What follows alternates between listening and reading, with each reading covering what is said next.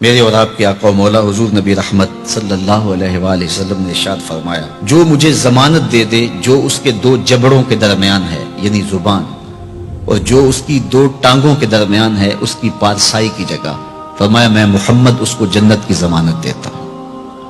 انسان کے بہت سارے گناہ ان دو اعضاء کی وجہ سے ہیں۔ زبان غیبت بھی کرتی ہے، زبان جھوٹ بھی بولتی ہے، زبان گلہ اور شکوہ کا رنگ بھی اختیار کرتی ہے، الزام تراشی بھی کرتی ہے، تو بہت سارے جرائم زبان کے ہیں۔ اس لیے ہمیں زبان کی حفاظت کرنے کی تلقین کی گئی۔ میرے اور آپ کے آقا و مولا نے ارشاد فرمایا، من کانا یؤمن باللہ والیوم الآخر فلیقل خیرا او لیصمت، فرمایا جو اللہ اور پچھلے دن پر ایمان لاتا ہے اس کو چاہیے یا تو کلمہ خیر کہے یا پھر وہ خاموش رہے۔ تو زبان کو قابو میں رکھو۔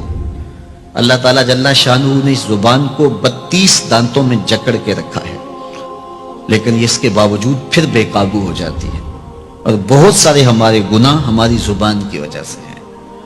تو ان دو اعضاء کی خاص طور پہ حفاظت کرنے کی تلقین کی گئی، اور ساتھ ضمانت دی گئی کہ اگر تم ان دو اعضاء کی حفاظت کی مجھے ضمانت دیتے ہو تو میں تمہیں جنت کی ضمانت دیتا ہوں۔ بلکہ ہمیں اپنے رویوں کو بھی محتاط کرنے کی تلقین کی گئی ہے۔ تو اپنی زبان سے، اپنے عمل سے، اپنے کردار سے، اپنے اشارے سے، اپنے کنائے سے، اپنے رویے سے دوسرے مومن بھائی کی بہتری کے لیے سوچا جائے۔ جب اپنے دل صاف رکھیں گے تو دل پھر آئینے کی مانند ہوگا، پھر اس آئینے میں دیکھیں گے تو پھر خیر ہی نظر آئے گی۔ تو جب آئینہ ہی دھندلا کر لیا تو پھر کیا دکھائی دے گا؟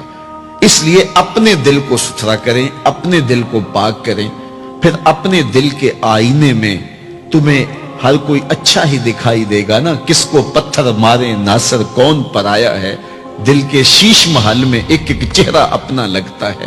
تو پھر دل مصفا ہو گیا، دل مزکا ہو گیا، تو پھر جو ہے وہ پاکیزگی ہی پاکیزگی ہے، نور ہی نور ہے۔ ہم تو نماز پڑھنے لگ جائیں تو بے نمازیوں کو حقیر سمجھنے لگ جاتے ہیں۔ وہ کیسی نماز ہے جس نے ہمیں تکبر میں مبتلا کر دیا، جس نے ہمارے دماغ میں غرور بھر دیا، ہمیں لوگ بونے بونے اور چھوٹے چھوٹے دکھائی دینے لگے اگر ہم نے جو ہے وہ چند سجدے کر لیے۔ ایک بزرگ فرماتے تھے، اگر کسی کو تم برائی میں بھی دیکھو تو یہ سوچو ہو سکتا ہے اس کی زندگی کی آخری برائی ہو، پھر وہ توبہ کر لے، اور میری زندگی کی ہو سکتا ہے یہ آخری نیکی ہو، مجھ سے کوئی گناہ سرزد ہو جائے۔ کتنے لوگ ہیں جو مرتبہ کمال پہ پہنچے لڑک گئے، بڑے بڑے لوگ تھے لیکن انجام ٹھیک نہیں ہوا۔ بلعم بن باورا کی مثال ہمارے سامنے موجود ہے۔ بنی اسرائیل کا مستجاب الدعوات ولی تھا، اور جب ہاتھ پھیلا کے منہ پہ ہاتھ پھیرتا تو ہاتھ بعد میں منہ پہ جاتے، قبولیت پہلے ہو جاتی۔ لیکن اسی کے بارے میں قرآن نے کہا نا، مثلہ کمثل الکلب، اس کی مثال کتے کی مثال ہے۔ زبان لٹک گئی تھی، زمین چاٹتا تھا، چونکہ اس کے ہاتھ نبی کے خلاف اٹھ گئے تھے۔ اس نے سمجھا تھا میں مستجاب الدعوات ہو گیا ہوں، اب جو چاہوں جس کے بارے چاہوں بد دعا کر دوں، لیکن بد دعا اپنے حق میں نکل گئی، زبان لٹک گئی۔ اس لیے میاں صاحب بولے، پڑھنے اتے مان کرینا نہ آکھی میں پڑھیا، او جبار کہار صداوے متا روڑ دیوے دودھ کڑیا۔ تو اس لیے ہر وقت ڈرتے رہو۔ ابھی ملیکہ کہتے ہیں میں نے 30 اصحاب رسول سے ملاقات کی ہے، 30 اصحاب رسول سے، تو میں نے ہر شخص کو فکر مند پایا ہے۔ وہ کہتے تھے ہمارا انجام ٹھیک ہو جائے، انجام ٹھیک ہو جائے۔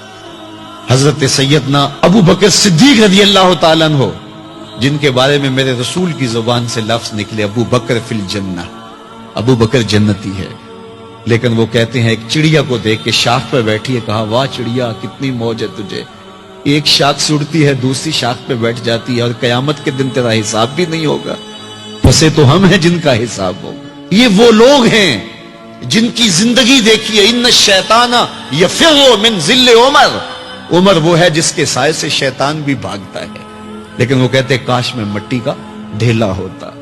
لیکن وہ لوگ جو خشیت الہی کے نور میں پرورش پاتے رہے، وہ ساری زندگیاں عبادت میں گزارنے کے بعد پھر بھی روتے تھے، پتہ نہیں ہماری باتیں بھی قبول ہوئی ہے کہ نہیں۔ حضرت سری سکتی رضی اللہ تعالیٰ عنہ دن میں کئی بار آئینہ دیکھتے تھے اور اپنے چہرے پہ ہاتھ پھیر کے دیکھتے تھے، کہیں میرے گناہوں کے سبب سے میرا چہرہ سیاہ تو نہیں ہو گیا۔ حضرت جنید بغدادی کے سکے ماموں لگتے ہیں، فرماتے ایک دن حضرت صدیق سکتی نے مجھے نصیحتیں کی، ایک نصیحت کی تو میرے پاؤں تلے سے زمین نکل گئی. کہنے لگے بیٹا جب میں مر جاؤں تو مجھے بغداد سے باہر دفن کرنا. تو میں نے کہا کہ حضرت لوگ تو بغداد میں دفن ہونے کو ترستے ہیں، تو آپ کہتے ہیں مجھے بغداد سے باہر دفن کرنا؟ تو حضرت صدیق سکتی رضی اللہ تعالیٰ عنہ فرمانے لگے کہ اے جنید میں ڈرتا ہوں میری بدعمالیوں کی وجہ سے بغداد کی مٹی مجھے قبول کرنے سے انکار نہ کر دے. یہ وہ لوگ تھے تتجافا جنوبہم عن المضاجع، جن کی کروٹیں خوف و طمع میں بستروں سے الگ رہتی تھی اور اللہ کو پکارا کرتے تھے. راتوں کی تنہائیوں میں اٹھ اٹھ کے راتوں کو آباد رکھا کرتے تھے. حضرت شیخ سعدی نے لکھا ہے کہ مطاف میں ایک شخص کنکروں پہ پیشانی رکھ کے رو رہا ہے اور کیا کہتا ہے، اللہ مجھے معاف کر دے نہیں تو قیامت کے دن نابینا اٹھانا، تیرا کیا تیرے بندوں کا سامنا نہیں کر پاؤں گا. اتنے درد سے روتا ہے کہ سینے میں دل ڈولتے ہیں. ایک شخص تو اپنا طواف چھوڑ کے اس کے پاس کھڑا ہو گیا تو اس کی پشت پہ ہاتھ پھیرنے لگا، حوصلہ رکھ اللہ بڑا کریم ہے، حوصلہ رکھ اللہ بڑا رحیم ہے، اور اس کو تسلی دینے لگا. اور وہ اتنے درد سے روتا ہے، اس کی چیخیں سنی نہیں جاتی، مطاف کے کنکروں پہ اس کے آنسو گرتے ہیں اور کہتا ہے اے اللہ مجھے معاف کر دے نہیں تو نابینا اٹھانا، تیرا سامنا تو بڑی دور کی بات، تیرے بندوں کا سامنا نہیں کر پاؤں گا. تو اس شخص نے طواف چھوڑ دیا اور اس کو تسلی دینے لگا. تھوڑی دیر کے بعد وہ شخص جانے لگا، چہرے پہ اس نے پردہ اڑا ہوا تھا. تو اس شخص کو تجسس تھا کہ میں دیکھوں یہ کون ہے جو اتنے درد سے روتا ہے اور اس کو سمجھاؤں کہ اللہ بڑا کریم ہے. تو وہ اس کے پیچھے چل پڑا. تو جب اس شخص نے نقاب سے پردہ اٹھایا تو اس شخص کی چیخیں نکل گئی، فائزہ ہوا الشیخ عبد القادر جیلانی. تو یہ زاروں کے تار رونے والا شیخ عبد القادر جیلانی تھا. آج پیر کہتا ہے کہ میں تمہیں بخشوا دوں گا، ضمانت فراہم کر رہا ہے.